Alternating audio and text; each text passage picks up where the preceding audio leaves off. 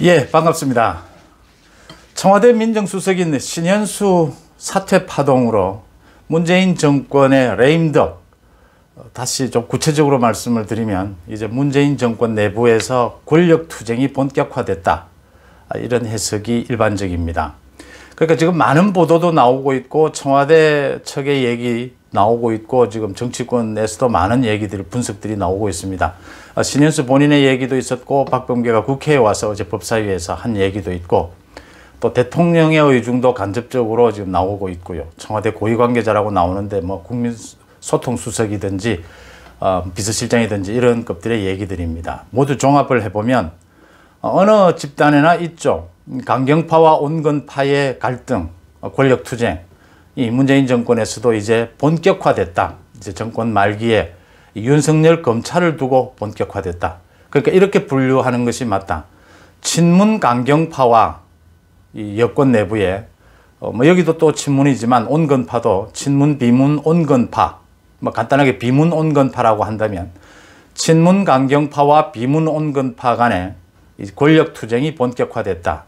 잠재되어 있던, 뭐 없었던 것은 아니죠. 상당히 수면 위에 밑으로 있던 것이 신인수 사건을 계기로 완전히 붉어졌다. 이렇게 보는 게 맞다. 그러면 지금 가장 국정에, 문재인 국정에 가장 중요한 것이 윤석열 검찰을 도대체 어떻게 할 것이냐, 어떻게 다룰 것이냐 라는 부분이기 때문에, 그게 핵심이기 때문에 이 검찰과의 협력 관계로 가고자 하는 것이 소위 비문 온건파고, 검찰을 아예 해체해버리겠다라는 것이 이 친문 강경파의 주장이다. 이렇게 나눌 수가 있다. 지금 청와대가 이 신현수 사태를 일단 일단락됐다라고 하면서, 일단락입니다. 그러니까 앞으로 어떻게 될지 모른다는 겁니다. 굳이 일단락이라고 표현을 쓰면서 전혀 그 과정에 대해서, 많은 의문점에 대해서 말을 하지 않고 있으면서 의혹이 더 커지고 있습니다. 말을 못하는 거라고 보는 게 정확하다. 지금 여야 정치권에서 많은 분석들이 나오는데 지금 가장 큰 의문이죠. 대통령이 어떤 과정을, 절차를 거쳐서 검찰 인사안을 결재했느냐, 어떤 과정을 거쳤느냐 하는 부분이거든요. 이 부분을 지금 박범계도 그러고 청와대에서도 그러고 비민주적인 단어라고 해서 쓰지 않는 그 통치행위라는 표현까지 쓰면서 통치행위이기 때문에 밝힐 수 없다라는 겁니다. 왜 그럴까? 정상적인 절차를 거치지 않은 것은 확실하다. 그러니까 평소대로 법무부 장관이 검찰총장의 의견을 듣고 민정수석과 협의를 한 다음에 민정수석실을 통해서 대통령의 결재를 받고 검찰 인사안을 발표하지 않은 것은 맞다. 그럼 어떤 과정을 거쳤겠느냐? 중요한 것은 검찰 인사안을 두고 지난 7일 일요일 날 전격 발표가 된 그 검사장급 인사안을 두고 박범계와 신현수가 의견이 완전히 갈라졌고, 박범계는 신현수를 패싱을 하고 대통령에게 직접 어떤 형태의 결재를 받았는데 그게 이광철을 통했느냐, 아니면 사전에 대통령과는 어떤 다른 형태의 협의, 뭐 전화나 다른 방식의 협의를 통해서 대통령의 의중을 따라서, 지금 인사가 있고 난 다음에, 논란이 있고 난 다음에 과정을 보건데 박범계가 대통령을 패싱한 것은 라고 생각하기는 힘들거든요. 대통령의 뜻에 따라서 했다라는 건데 사후에 결재를 받았던 그 결재 시점은 어쨌든 대통령의 의중에 따라서 박범계의 뭐 자기 주장도 들어갔겠지만 의중대로 인사는 했다라고 하는 이런 형태가 거쳐졌을 것이다.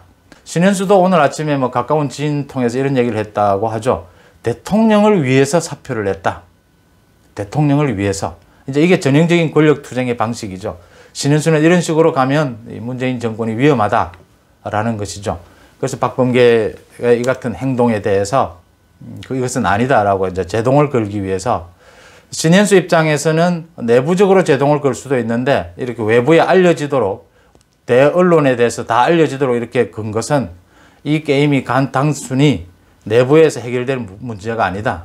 이건 좀 타격이 오더라도, 문재인 정권 레임덕이라는 타격이 오더라도 여기에서 공식적으로 문제 제기를 해야 된다, 이렇게 판단을 한 거죠.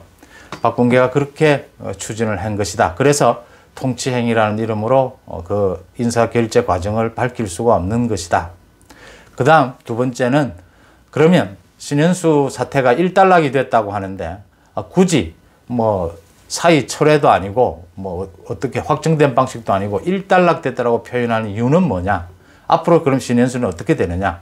일단락이 됐다 표현이 된 것은 친문 강경파를 또 달래기 위한 어떤 표현이다 이렇게 보이는 거죠. 지금 친문 강경파에서는 신현수를 쳐내야 된다는 쪽이거든요. 그러니까 지금 아직은 일단락 봉합을 하고 앞으로 좀 더 추이를 보자 이런 사태죠.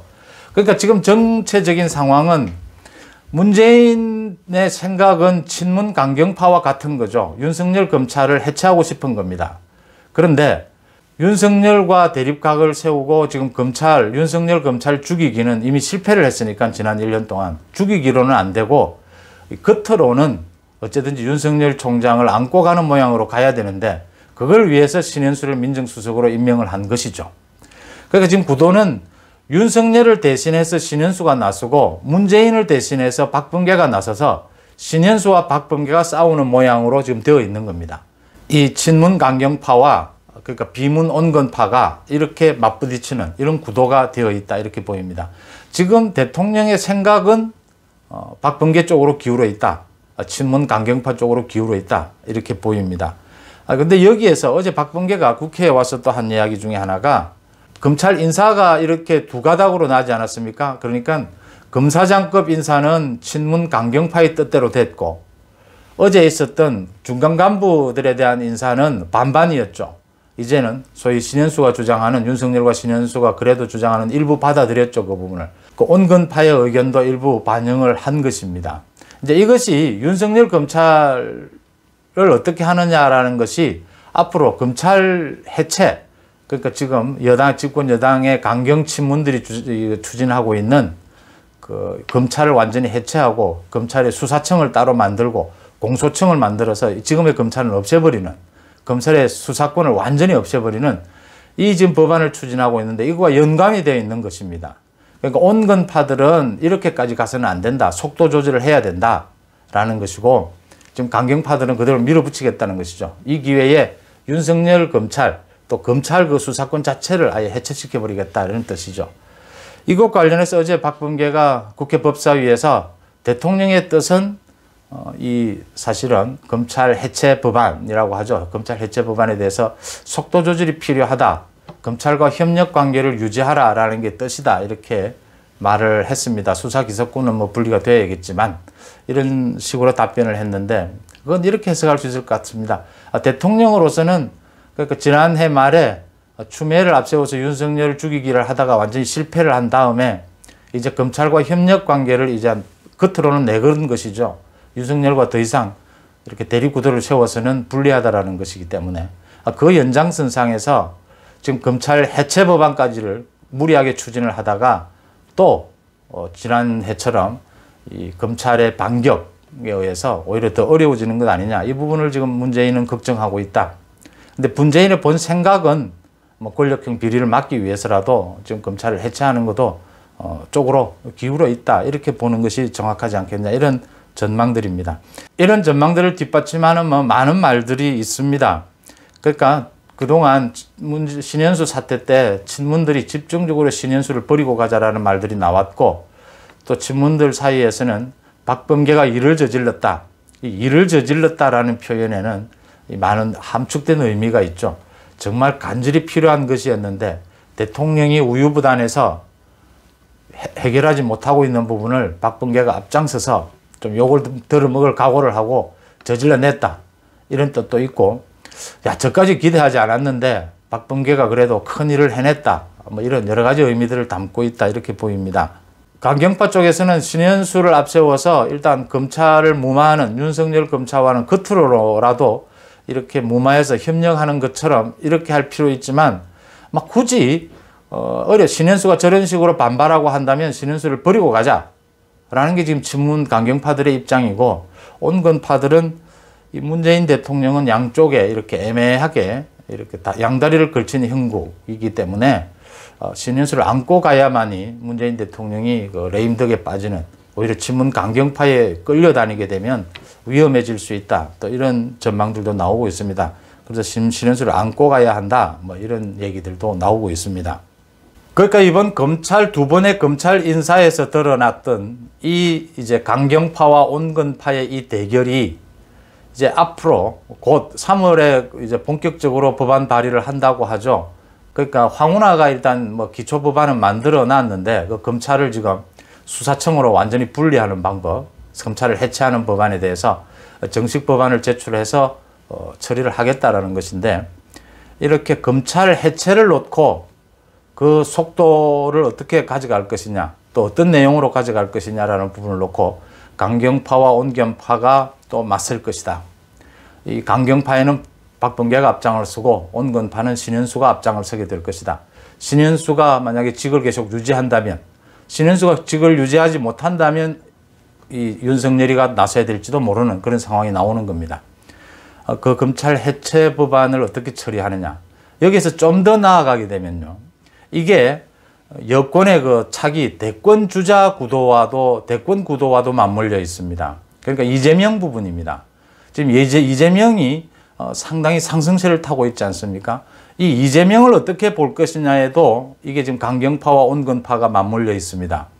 그럼 당장 이제 4월 선거를 앞두고 또 선거를 전후해서 지금 이 집권 여당 내부의 강경파와 온건파의 이 권력 투쟁, 이 갈등이 어떻게 전개되느냐에 가장 핵심 키워드는 윤석열 검찰의 권력 비리 수사가 어떻게 되느냐입니다.